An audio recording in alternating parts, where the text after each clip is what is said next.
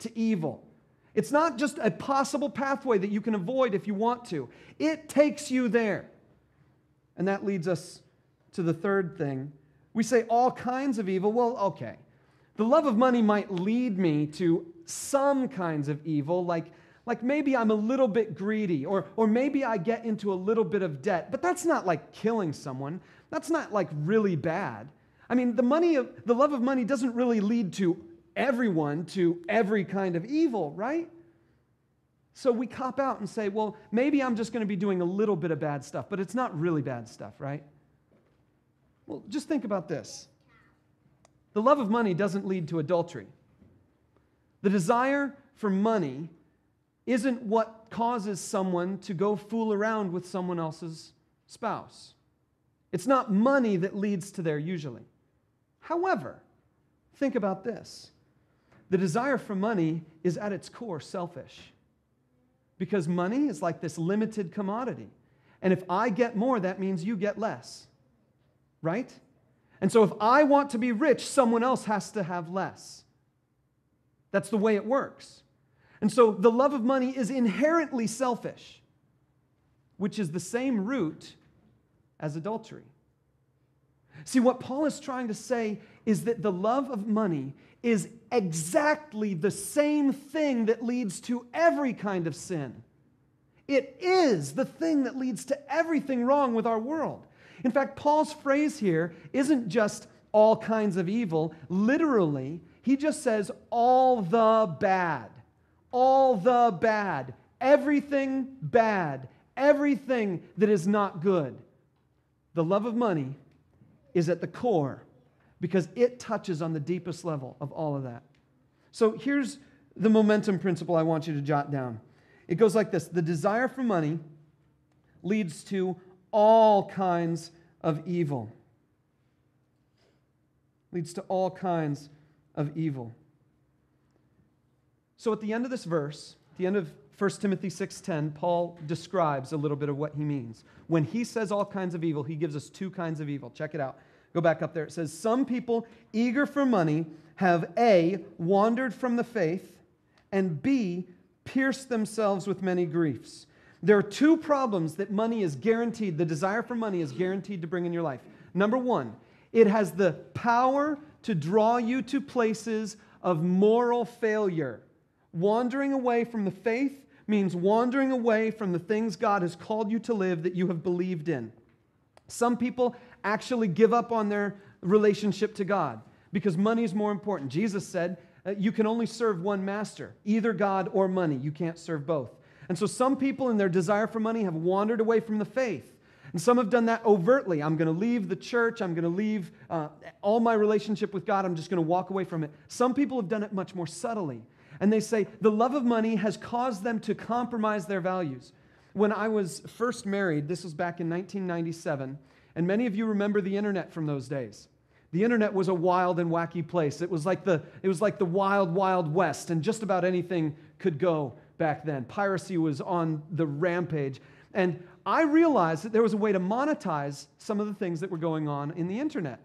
And I came up with this scheme. Because see, when I was a kid, I had a Commodore 64 computer. Some of you know that. The world's best gaming system ever. I mean, the thing rocked. It had like 16 colors on the screen at the same time. For crying out loud, that was awesome. And so I had this when I was a kid. And then in 97, I discovered that on the internet, there were all these companies out there, these people, these guys hosting websites, and they had all those old video games. And you could download those video games and play them in an emulator on your computer. So I could make my computer act like the computer I had when I was 10. Awesome, making your computer even older than it is. So I did that, and then I realized if I downloaded all of them, then I could put them onto a CD, and I could eBay it. And I did. I made like $500 downloading all the games and then putting them on CDs and selling them one by one, $10 a pop on eBay. It was awesome until Jen found out about it. And my wife then said, "What are you doing?" I said, this is great. I'm downloading all these things. I'm providing a service for my customers. I'm doing the download. I'm paying for the internet. I'm doing the download. So I'm providing a service for my customers. And I'm taking stuff that I didn't create or make, and I'm putting it on CDs, and I'm selling it to other people for a huge profit. It's amazing. It's awesome. And she said, are you serious? She said, it sounds like a scam to me. So I prayed about it. And I thought, my wife is probably right. And I stopped doing that when eBay told me I was infringing copyright and couldn't do it anymore. Nearly lost my account, but I didn't. But here's the thing. The love of money can lead you to compromise your morals, can lead you to compromise your values. I don't steal. I don't pirate anything that's on the internet. I don't like to collect, hordes and hordes of music and stuff just to have it on my computer, downloading from all over the place. I'm pretty much of a stickler by keeping by these laws and regulations on licensing and copyright and stuff like that. But it caused me to compromise my morals just because I wanted a little bit of money. As I've given this some thought, I've realized that this has caused a lot of problems in our society. And I think the love of money manifests itself in three particular ways. The first way it manifests itself in your life, these are on your note sheet. The first way the desire for money can manifest itself in your life is hard work. And you'll tell yourself, I'm working hard. And you've got 2 jobs. Maybe you've got 3 jobs. Maybe you're working overtime. And you're telling yourself, I'm working hard. And some of us call that a value. Some of us call that a really good thing, and it is. But some of us use the word hard work to really refer to something that should better be called workaholism. And we're just addicted to doing more and more and more so that, not that our family is better taken care of, even though we lie to ourselves and say that, it's so that we have more money. You wouldn't work for your job and work for your boss an extra 20 hours and your boss say, okay, work 20 more hours for me and I'll make sure your family goes to Disneyland. Or work 20 hours for me and then I'll go over to your house and I'll play games with your kids. No, working more doesn't make your family better. Working more is for money. So hard work is one way it manifests itself.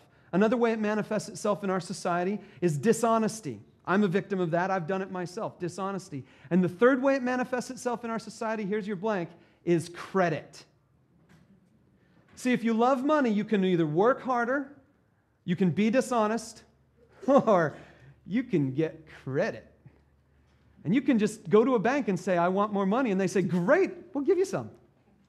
Isn't this a great arrangement? America is one of the most wonderful places in the world where you can just walk up to someone and say, I want more money. And they'll say, sure, here you go. Take some. How much you need? I'll give you $20,000 on a piece of plastic. And if that's not enough, there's another company down the street that they'll give you $20,000 on the same piece of plastic because your application for this credit doesn't really affect your credit rating that much, and so they'll give you another one. And you can go like 6 companies and just get as much money as you want. Credit.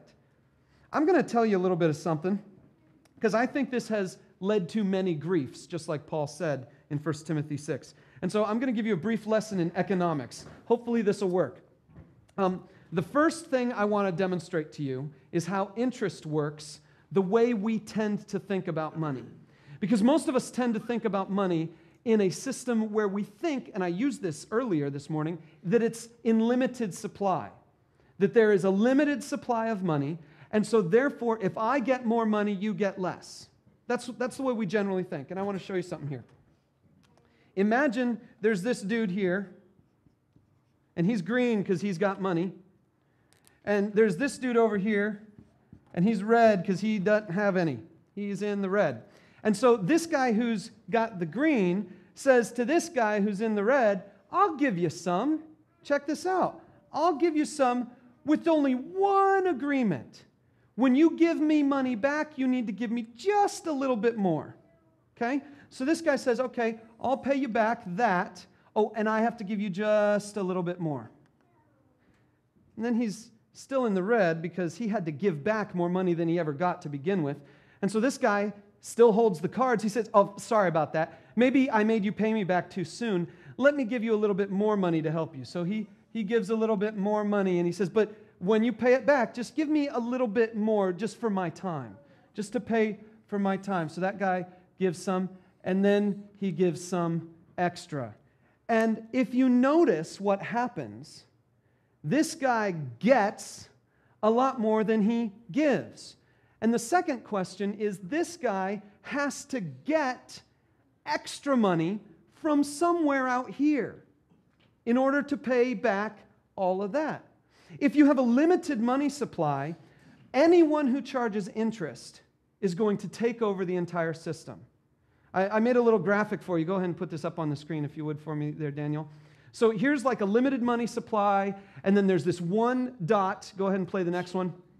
There's this one dot, and he's got some money. He's going to lend it. He's a little bit bigger, and then one more click. And then what happens is that one through interest just takes over the entire money system. Now, that's not good for the guy who wants to lend money, right? Because once he gets all the money, there's no more money to get. So he doesn't like this system, and you don't like this system because he eventually gets all the money. So the only other way to change this is to create a system where money can be constantly created. How do you think money gets created in our world today? Does the government print it? It grows on trees? How does it get created? Well, here's the next thing that I learned. I was not aware of something. Now, I'm not an economic type person. I've never been interested in economic theory and whatnot until a couple years ago when I saw some things on YouTube that freaked me out. And so I did a little bit of research this last week. I've talked to a buddy of mine who's an economic PhD candidate over at Purdue. And then I talked to a couple other people about some other things, and I even read a Wikipedia article there. So, I mean, I'm good. But based on Wikipedia, I'm dumbing this down for me. So if this is too dumb for you and you know better than this, just don't shame me now. Put it on your card and let me know how I'm wrong. But this is how I understand what's going on. And so I'm gonna jot this down. This is something called fractional reserve economy. The fractional reserve system. When I first heard this just blew me away. Okay, let's say you go to the bank and you give them $100, right? So let's say here's $100, and we're just going to mark off. It's like a ruler. We're going to pretend it's like a ruler, and that's the amount of money you just gave them. It's a whole $100. Guess what the bank does with your $100? How many of you have seen It's a Wonderful Life?